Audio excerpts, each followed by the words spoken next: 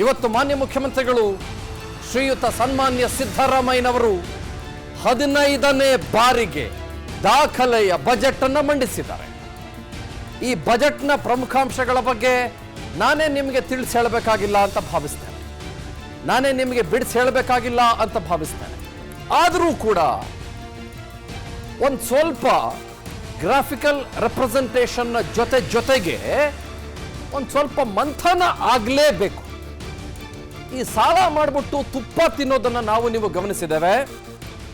ಆದರೆ ಸಾಲ ಮಾಡಿಬಿಟ್ಟು ಪನ್ನೀರು, ಚೀಸು ಇದೆಲ್ಲ ತಿನ್ನೋದನ್ನು ನಾನು ಕಳೆದ ಹಲವು ವರ್ಷಗಳಲ್ಲಿ ನೋಡಿರಲಿಲ್ಲ. 1,05,000 ಕೋಟಿ 1,05,000 ಕ್ರೋರ್ಸ್ ಸಾಲ ಈ ಒಂದು ಬಜೆಟ್ನಲ್ಲಿ ತೆಗೆದುಕೊಳ್ಳಲಾಗಿದೆ. ಕಳೆದ ವರ್ಷ 85,818 ಕೋಟಿ. My only bone of contention, my only question, ಇಷ್ಟೊಂದು ಸಾಲ ಮಾಡಿಬಿಟ್ಟು ಕ್ಯಾಪೆಕ್ಸ್ಗೆ ದುಡ್ಡು ಎಷ್ಟಿಟ್ರು? ರೆವಿನ್ಯೂ ಎಕ್ಸ್ಪೆಂಡಿಚರ್ ಅಂದ್ರೆ ಹರಿದು ಹೋಗುವ ದುಡ್ಡು ಎಲ್ಲೆಲ್ಲೆಲ್ಲ ಹರಿದು ಹೋಯ್ತು. ಮತ್ತು ಇದು ಪಾಪ್ಯುಲಿಸ್ಟ್ ಬಜೆಟ್ ಅಂತ ನನಗೇನು ಅನಿಸಲಿಲ್ಲ. At the same point in time ಬಹಳ ಪ್ರಚಾರ ಪಡೆದುಕೊಳ್ಳುವ ಬಜೆಟ್ ಅಂತ ಅನಿಸಲಿಲ್ಲ. And again at the same point in time ಲೋಕಸಭೆಗೆ ಮಾಡಬೇಕಾದ ಕಸರತ್ತುಗಳು ನೀಟಾಗಿ ಮಾಡಿದ್ದಾರೆ ಅನ್ನೋದು ಕೂಡ ಸುಳ್ಳಲ್ವೇ ಅಲ್ಲ. I am Chandan Sharma with you. ಇವತ್ತಿನ ವ್ಯೂ ಪಾಯಿಂಟ್ನಲ್ಲಿ ಈ ಬಜೆಟ್ನ ಕೆಲವು ಪ್ರಮುಖಾಂಶಗಳು, ಕೆಲವು ಇನ್ ಡೆಪ್ತ್ ಡೀಟೇಲ್ಗಳು ನಿಮ್ಮ ಮುಂದೆ ಬರ್ತವೆ. ನನ್ನ ಹಿಂದಗಡೆ ಇರುವ ಸ್ಕ್ರೀನ್ನ ಮೇಲೆ ಇವಾಗ. ಅದಾದ ಮೇಲೆ ನಮ್ಮ ಗೆಸ್ಟ್ಗಳನ್ನು ವೆಲ್ಕಮ್ ಮಾಡ್ಕೊಳ್ಳೋದು, ವೆಲ್ಕಮ್ ಮಾಡಿಕೊಂಡ ನಂತರದಲ್ಲಿ ಕಂಪ್ಲೀಟ್ ಆಗಿ ಇದರ ಬಗ್ಗೆ ಅನಾಲಿಸಿಸ್ ಮಾಡೋದು. ಸೊ ಬಜೆಟ್ನ 10 ಪ್ರಮುಖ ಘೋಷಣೆಗಳನ್ನು ನಾವು ನೋಡೋಣ. ಬೆಂಗಳೂರಿನಲ್ಲಿ 27,000 ಕೋಟಿ ರೂಪಾಯಿ ವೆಚ್ಚದಲ್ಲಿ 73 ಕಿಲೋಮೀಟರ್ ಬಿಸ್ನೆಸ್ ಕಾರಿಡಾರ್. ಇದು one of the primary reasons. ಬೆಂಗಳೂರಿನಲ್ಲಿ 1,700 ಕೋಟಿ ವೆಚ್ಚದಲ್ಲಿ 147 ಕಿಲೋಮೀಟರ್ ವೈಟ್ ಟಾಪಿಂಗ್. ಇದು ಎರಡನೇ ಘೋಷಣೆ. BMTCಗೆ 820 ಹೊಸ ಎಲೆಕ್ಟ್ರಿಕ್ ಬಸ್ ಖರೀದಿಗೆ 1,334 ಕೋಟಿ ರೂಪಾಯಿ. ಬೆಂಗಳೂರು ಸೇರಿ ಅನೇಕ ಮಹಾನಗರಗಳಲ್ಲಿ ನೈಟ್ ಲೈಫ್ 1 ಗಂಟೆವರೆಗೂ ಕೂಡ ವಿಸ್ತರಣೆ. ತುಮಕೂರು ದೇವನಹಳ್ಳಿವರೆಗೂ ಮೆಟ್ರೋ ಮಾರ್ಗ ವಿಸ್ತರಣೆ. ಇಂಟ್ರೆಸ್ಟಿಂಗ್. ನೆರೆ ರಾಜ್ಯಗಳಿಗೆ ಅನುಗುಣವಾಗಿ ಬಿಯರ್ IML ದರ ಪರಿಷ್ಕರಣೆ. ದುಡ್ಡು ಮಾಡಬೇಕಲ್ಲ, ಅಬಕಾರಿಗೆ ಬೇಕಲ್ಲ ದುಡ್ಡು.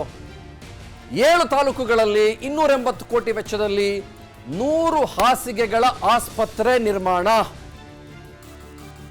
ಹಿರಿಯ ನಾಗರಿಕರ ಮನೆಗೆ ಧಾನ್ಯವನ್ನು ತಲುಪಿಸಲು ಅನ್ನ ಸುವಿಧಾ ಅನ್ನುವ ಯೋಜನೆ. ಚೆನ್ನಾಗಿದೆ ಹೆಸರು. ವಕ್ಫ್ ಆಸ್ತಿಗಳ ಸಂರಕ್ಷಣೆ ಅಭಿವೃದ್ಧಿಗಾಗಿ 100 ಕೋಟಿ ರೂಪಾಯಿಗಳ ಅನುದಾನ. ಒಲಿಂಪಿಕ್ಸ್, ಏಷ್ಯನ್, ಕಾಮನ್ವೆಲ್ತ್ ಅಲ್ಲಿ ಗೆಲ್ಲೋರಿಗೆ ಪ್ರೋತ್ಸಾಹ ಧನ. ಸೊ ಇದು 10 ಘೋಷಣೆಗಳು. ಒಂದು ಈ ಕಾಯಿನ್ ಬರುತ್ತಲ್ಲ, ಕಾಯಿನ್ನಲ್ಲಿ ಎಷ್ಟೆಷ್ಟು ದುಡ್ಡು ಅಂತ ಗಮನಿಸ್ಬೇಕಲ್ಲ ನಾವು. ಅದನ್ನು ಒಂದ್ಸಲ ನೋಡ್ಕೊಂಬರೋಣ. ಅದ್ರ ಬಗ್ಗೆ ಒಂಚೂರು ಡೀಟೇಲ್ಸ್ ನಿಮ್ಮ ಮುಂದೆ ನಾನು ಇಡ್ತೀನಿ. Please watch out for the camera. ನಾನು ಯಾವುದಕ್ಕೆ ಎಷ್ಟು ಹಂಚಿಕೆ ಕೋಟಿ ರೂಪಾಯಿಗಳಲ್ಲಿ ಅಂತ ಮಾತನಾಡ್ತೇನೆ. ನೋಡಿ, ಈ ಇತರೆ 1,24,593 ಕೋಟಿ ರೂಪಾಯಿ ಏನಿದೆ, ಈ ಇತರೆನಲ್ಲೇನೆ ನಿಮಗೆ ಮೇಜರ್ ಚಂಕ್ ಕಾಣಿಸ್ಕೊಳ್ಳೋದು. ಯಾವ ಮೇಜರ್ ಚಂಕ್ ಕಾಣಿಸ್ಕೊಳ್ಳುತ್ತೆ ಅಂತಂದ್ರೆ, ಅಲ್ಲಿ ನಿಮಗೆ ಬಡ್ಡಿ ಬರುತ್ತೆ, ಸಂಬಳ ಬರುತ್ತೆ, ಪೆನ್ಷನ್ ಬರುತ್ತೆ. ಅದರ ಜೊತೆಗೆ ಏನು ಬರುತ್ತದೆ ಸೊಮೆ ಇವಾಗ? ಅದು ರೆವೆನ್ಯೂ ಎಕ್ಸ್ಪೆಂಡಿಚರ್, ಅದು ಕ್ಯಾಪಿಟಲ್ ಎಕ್ಸ್ಪೆಂಡಿಚರ್ ಅಲ್ಲ. So what is the difference between revenue and capital expenditure? Revenue ಅಂತಂದ್ರೆ ಹೋಗ್ತಾ ಇರ್ತದೆ ಅಷ್ಟೇ. ಈಗ ನಿಮಗೆ 50,000 ರೂಪಾಯಿ ಬರುತ್ತೆ ತಿಂಗಳಿಗೆ ಅಂತಂದ್ರೆ ಅದರ 40,000 ನಿಮ್ಮ ಮನೆಯಿಂದ ಹೋಗ್ತಾ ಇರುತ್ತೆ. ಇನ್ನು 10,000 ರೂಪಾಯಿ ನೀವು ಎಲ್ಲಾದರೂ ಇನ್ವೆಸ್ಟ್ ಮಾಡ್ತೀರಿ ಅಂತಂದ್ರೆ ಅದು ಮಾತ್ರ ನಿಮ್ಮ ಕ್ಯಾಪಿಟಲ್ ಎಕ್ಸ್ಪೆಂಡಿಚರ್. ಬಾಡಿಗೆ ಕಟ್ತೀರಿ, ಮತ್ತೊಂದು ಮಾಡ್ತೀರಿ, ಬೇರೆ ಇನ್ನೊಂದು ಮಾಡ್ತೀರಿ ಅಂತಂದ್ರೆ ಗಾನ್ ರೆವಿನ್ಯೂ ಎಕ್ಸ್ಪೆಂಡಿಚರ್. ಸೊ ಇಲ್ಲಿ ಹಂಚಿಕೆ ವಿಚಾರಕ್ಕೆ ಬರೋದಾದ್ರೆ 1,24,593 ಕೋಟಿ, ಅದರಲ್ಲಿ ನಮಗೆ ಬಹಳ ಪ್ರಮುಖವಾದಂಥ ರೆವಿನ್ಯೂ ಎಕ್ಸ್ಪೆಂಡಿಚರ್ ಸೇರ್ಕೊಂಡಿರೋದು ಯಾವ್ದು ಹೇಳಿ ಇವಾಗ? ಒಂದ್ಸಲ ಗೆಸ್ ಮಾಡಿ. ಗ್ಯಾರಂಟಿ. ಪಶುಸಂಗೋಪನಾ ಮತ್ತು ಮೀನುಗಾರಿಕೆಗೆ 3,307 ಕೋಟಿ ರೂಪಾಯಿ, ಕೃಷಿ ಮತ್ತು ತೋಟಗಾರಿಕೆಗೆ 6,688 ಕೋಟಿ, ಲೋಕೋಪಯೋಗಿಗೆ 10,424 ಕೋಟಿ, ಆಹಾರ ನಾಗರಿಕ ಸರಬರಾಜಿಗೆ 9,963 ಕೋಟಿ, ಸಮಾಜ ಕಲ್ಯಾಣಕ್ಕೆ 13,334 ಕೋಟಿ, ಆರೋಗ್ಯ ಮತ್ತು ಕುಟುಂಬ ಕಲ್ಯಾಣ ಇಲಾಖೆಗೆ 15,145 ಕೋಟಿ, ಕಂದಾಯಕ್ಕೆ 16,170 ಕೋಟಿ, ನಗರಾಭಿವೃದ್ಧಿಗೆ ಬಹಳ ಮುಖ್ಯವಾಗಿ ವಸತಿ ವಿಚಾರಕ್ಕೆ ಬರೋದಾದ್ರೆ 18,155 ಕೋಟಿ, ನೀರಾವರಿಗೆ 19,000 ಕೋಟಿ, ಒಳಾಡಳಿತ ಮತ್ತು ಸಾರಿಗೆಗೆ 19,777 ಕೋಟಿ, ಗ್ರಾಮೀಣಾಭಿವೃದ್ಧಿಗೆ 21,160 ಕೋಟಿ, ಇಂಧನಕ್ಕೆ 23,000 ಕೋಟಿ, ಮಹಿಳಾ ಮತ್ತು ಮಕ್ಕಳ ಅಭಿವೃದ್ಧಿಗೆ 34,406 ಕೋಟಿ, ಶಿಕ್ಷಣಕ್ಕೆ 44,422 ಕೋಟಿ. ಅಂದ್ರೆ ಟೋಟಲ್ ಬಜೆಟ್ ಗಾತ್ರ ಬಂದು 3,70,000ಕ್ಕೂ ಜಾಸ್ತಿ. ಕಳೆದ ವರ್ಷ ಇದೇ ಮಾನ್ಯ ಮುಖ್ಯಮಂತ್ರಿಗಳು ಘೋಷಣೆ ಮಾಡಿದ್ದು 3,27,000 ಕೋಟಿ ರೂಪಾಯಿಗಳ ಬಜೆಟ್. ನಮ್ಮ ಕರ್ನಾಟಕದ ಗ್ರಾಸ್ ಸ್ಟೇಟ್ ಡೊಮೆಸ್ಟಿಕ್ ಪ್ರಾಡಕ್ಟ್ ಬಂದು 30 ಲಕ್ಷ ಕೋಟಿ. ಅಂದ್ರೇನು? ಅಂದ್ರೆ ಕರ್ನಾಟಕದ ವ್ಯಾಲ್ಯೂ ಏನು ಅಂತ. ಫಾರ್ ಎಕ್ಸಾಂಪಲ್, ತಿಮ್ಮಣ್ಣನವರ ನೆಟ್ವರ್ತ್ ಏನು? ತಿಮ್ಮಣ್ಣವರ ನೆಟ್ವರ್ತ್ 100 ಕೋಟಿ ಅಂತಂದ್ರೆ ತಿಮ್ಮಣ್ಣನವರಿಗೆ ಕೊಡಬಹುದಾಗಿರುವ ಸಾಲ ಎಷ್ಟು? ಅದರ 25%. ಓಕೆ, ಅವ್ರಿಗೆ 25 ಕೋಟಿ ಸಾಲ ಕೊಡಬಹುದು. ಅದೇ ರೀತಿ FRBM ನಾರ್ಮ್ಸ್ನ ಅಡಿಯಲ್ಲಿ 30 ಲಕ್ಷ ಕೋಟಿ ರೂಪಾಯಿ ಬೆಲೆ ಬಾಳುವ ಕರ್ನಾಟಕಕ್ಕೆ 25% ಆಫ್ ಸಾಲವನ್ನು ಪಡೆದುಕೊಳ್ಳುವಂಥ ಶಕ್ತಿ ಇದೆ ಮತ್ತು ಸಾಮರ್ಥ್ಯವಿದೆ. ಆದರೆ ಈಗಾಗಲೇ 5,75,000 ಕೋಟಿ ರೂಪಾಯಿಗಳ ಸಾಲದಲ್ಲಿ ಕರ್ನಾಟಕ ರಾಜ್ಯ ಮುಳುಗಿದೆ. ಎಲ್ಲ ಸರ್ಕಾರಗಳು ಮಾಡಿರೋ ಸಾಲ ಅದು, ನಾಟ್ ಜಸ್ಟ್ ಕರ್ನಾಟಕದ ಕಾಂಗ್ರೆಸ್ ಸರ್ಕಾರ. ಈಗ 1,05,496 ಕೋಟಿ ಸಾಲ ಮಾಡೋ ಮೂಲಕ 6,80,000 ಕೋಟಿ ರೂಪಾಯಿಗಳಷ್ಟು ಸಾಲವನ್ನ ಕರ್ನಾಟಕ ಸರ್ಕಾರ ತನ್ನ ತಲೆಯ ಮೇಲೆ ಇವತ್ತು ಎಳೆದುಕೊಂಡಿದೆ. ಇದು ಸಾಲದ ಬಜೆಟ್ಟು. 1,05,496 ಕೋಟಿ ರೂಪಾಯಿಗಳಲ್ಲಿ ಬಹಳ ಮುಖ್ಯವಾಗಿ ಸಾಲ ಯಾವುದಕ್ಕೆ ಮಾಡಿದ್ದಾರೆ ಅಂತಂದ್ರೆ ಕ್ಯಾಪಿಟಲ್ ಎಕ್ಸ್ಪೆಂಡಿಚರ್ಗೆ ಮಾಡಿರುವ ಸಾಲ ಅಲ್ಲ. ಅದು ಮಾಡಿರುವ ಸಾಲ ರೆವೆನ್ಯೂ ಎಕ್ಸ್ಪೆಂಡಿಚರ್ಗೆ. ಅದು ರೆವೆನ್ಯೂ ಎಕ್ಸ್ಪೆಂಡಿಚರ್ ಅಂತಂದ್ರೆ ಬರೀ ಬಾಡಿಗೆಗೆ, ಬರೀ ಪೆನ್ಷನ್ಗೆ, ಮತ್ತೊಂದಕ್ಕೆ, ಇಂಟ್ರೆಸ್ಟ್ಗೆ ಅಲ್ಲ. ಅದರಲ್ಲಿ ಸುಮಾರು 58,000-60,000 ಕೋಟಿ ರೂಪಾಯಿಗಳು ಗೃಹಲಕ್ಷ್ಮಿಗೆ, ಶಕ್ತಿಗೆ, ಆಮೇಲೆ ಬೇರೆ ಬೇರೆ ಯೋಜನೆಗಳಿಗೆ ಇದಾವಲ್ಲ 5 ಯೋಜನೆಗಳು. ಆ 5 ಯೋಜನೆಗಳಿಗೆ ರೆವೆನ್ಯೂ ಎಕ್ಸ್ಪೆಂಡಿಚರ್ ಹೋಗುತ್ತೆ ಅಂತ ಅನ್ನೋದು ಕೂಡ ಅಷ್ಟೇ ಸುಸ್ಪಷ್ಟ. ಮತ್ತು ಬೇರೆ ಬೇರೆ ಟಾರ್ಗೆಟ್ಗಳ ಲೆಕ್ಕಾಚಾರದಲ್ಲಿ ನೋಡೋದಾದ್ರೆ 1,01,000 ಕೋಟಿ ರೂಪಾಯಿಗಳ ತೆರಿಗೆ ಬರುತ್ತೆ ಅಂತ ಅನ್ಕೊಂಡಿದ್ರು.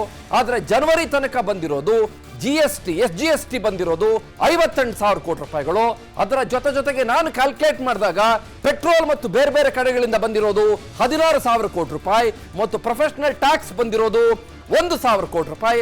ಅಂದ್ರೆ ಸರ್ಕಾರಕ್ಕೆ ಜನವರಿವರೆಗೂ ಕೂಡ 76,000-77,000 ಕೋಟಿ ರೂಪಾಯಿಗಳಷ್ಟು ದುಡ್ಡು ಬಂದಿದೆ. ಕಾದ್ ನೋಡೋಣ, ಥರ್ಡ್ ಕ್ವಾರ್ಟರ್ನಲ್ಲಿ ದುಡ್ಡು ಒಂದು ಸ್ವಲ್ಪ ಜಾಸ್ತಿ ಆಗ್ಬಹುದು. ಆ ಕಾರಣಕ್ಕಾಗಿ ಬಹುಶಃ ಅವರು ಆ ಟ್ಯಾಕ್ಸ್ ನ ಟಾರ್ಗೆಟ್ 1,01,000 ಕೋಟಿ ಅಂತ ಏನಿಟ್ಕೊಂಡಿದ್ರು ಅದನ್ನ ಅವರು ಸಂಪೂರ್ಣವಾಗಿ ಒಂಚೂರು ಫೋಟೋ ಫಿನಿಶ್ ಲೆಕ್ಕದಲ್ಲಿ ಮುಗಿಸಿಕೊಳ್ಳಬಹುದು. ಮತ್ತೊಂದು ಕಡೆ 10,500 ಕೋಟಿ ರೂಪಾಯಿಗಳ ಮೋಟಾರ್ ವೆಹಿಕಲ್ ನ ಟಾರ್ಗೆಟ್ ಅನ್ನು ಇಟ್ಕೊಂಡಿದ್ರು. ಆದ್ರೆ ಬಂದಿರೋದು 9,333 ಕೋಟಿ ರೂಪಾಯಿಗಳು. ಅದರ ಜೊತೆಗೆ 36,000 ಕೋಟಿ ರೂಪಾಯಿಗಳ ಅಬಕಾರಿ ಟಾರ್ಗೆಟ್ ಅನ್ನು ಇಟ್ಕೊಂಡಿದ್ರು. ಆದ್ರೆ ಬಂದಿರೋದು 28,000 ಕೋಟಿ. ಮುಂದಿನ ವರ್ಷಕ್ಕೆ 38,000 ಕೋಟಿ ರೂಪಾಯಿಗಳ ಟಾರ್ಗೆಟ್ ಅನ್ನ ಅವರು ಇಟ್ಕೊಂಡಿದ್ದಾರೆ. ಮೈನ್ಸ್ ಮತ್ತು ಜಿಯಾಲಜಿಗೆ ಸಿಕ್ಕಾಪಟ್ಟೆ ಟಾರ್ಗೆಟ್ ಇಟ್ಕೊಂಡಿದ್ರು. ಬಂದಿರೋದು 5,500 ಕೋಟಿ ರೂಪಾಯಿ. ಮುಂದಿನ ವರ್ಷಕ್ಕೆ 9,000 ಕೋಟಿ ರೂಪಾಯಿಗಳ ಟಾರ್ಗೆಟ್ ಅನ್ನ ಅವರು ಇಟ್ಕೊಂಡಿದ್ದಾರೆ. ಮುಖ್ಯವಾಗಿ ನೋಂದಣಿ ಮತ್ತು ಮುದ್ರಾಂಕ 25,000 ಕೋಟಿ ರೂಪಾಯಿಗಳ ಟಾರ್ಗೆಟ್ ಅನ್ನು ಇಟ್ಕೊಂಡಿದ್ರು. ಬಂದಿರೋದು 15,000 ಕೋಟಿ ರೂಪಾಯಿ. ಮುಂದಿನ ವರ್ಷಕ್ಕೆ 26,000 ಕೋಟಿ ರೂಪಾಯಿಗಳ ಟಾರ್ಗೆಟ್ ಅನ್ನ ಕಾಂಗ್ರೆಸ್ ಸರ್ಕಾರ ಇಟ್ಕೊಂಡಿದೆ. ಇದು ನಾನು ಬೆಳಗ್ಗೆಯಿಂದ ಅಬ್ಸರ್ವ್ ಮಾಡಿದ್ದು. ಕ್ಯಾಪೆಕ್ಸ್ಗೆ ಕಳೆದ ವರ್ಷದ ಬಜೆಟ್ಗೆ ಹೋಲಿಕೆ ಮಾಡಿಕೊಂಡ್ರೆ ಕೇವಲ 1,000 ಕೋಟಿ ರೂಪಾಯಿಗಳ ಹೆಚ್ಚುವರಿ ಆಗಿದೆ. ಇನ್ಮಿಕ್ಕಿದೆಲ್ಲನೂ ಕ್ಯಾಪಿಟಲ್ ಎಕ್ಸ್ಪೆಂಡಿಚರ್ ಅಲ್ಲ, ರೆವಿನ್ಯೂ ಎಕ್ಸ್ಪೆಂಡಿಚರ್. ರೈತರಿಗೂ ಕೂಡ ಅಂಥದ್ದೇನು ನನಗೆ ಕಾಣಿಸಲಿಲ್ಲ. ಬರ ಸಿಕ್ಕಾಪಟ್ಟ ಇದೆ ರಾಜ್ಯದಲ್ಲಿ. I did not C anything at all.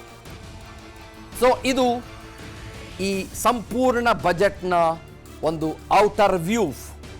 Inner ವ್ಯೂಗೆ ಹೋಗಬೇಕು. ಅದಕ್ಕಿಂತ ಮುಂಚೆ what I will do, I will go for a very small commercial break.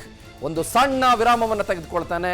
ಹಲವು ಜನ ಗೆಸ್ಟ್ಗಳು ನಮ್ಮನ್ನ ಚರ್ಚೆಯಲ್ಲಿ ಜಾಯ್ನ್ ಆಗ್ತಾರೆ ನಮ್ಮ ನ್ಯೂಸ್ ಸ್ಟುಡಿಯೋದಿಂದ ಹಾಗೂ ನಮ್ಮ ಲೈವ್ ಬ್ಯಾಕ್ ಪ್ಯಾಕ್ಗಳಿಂದ.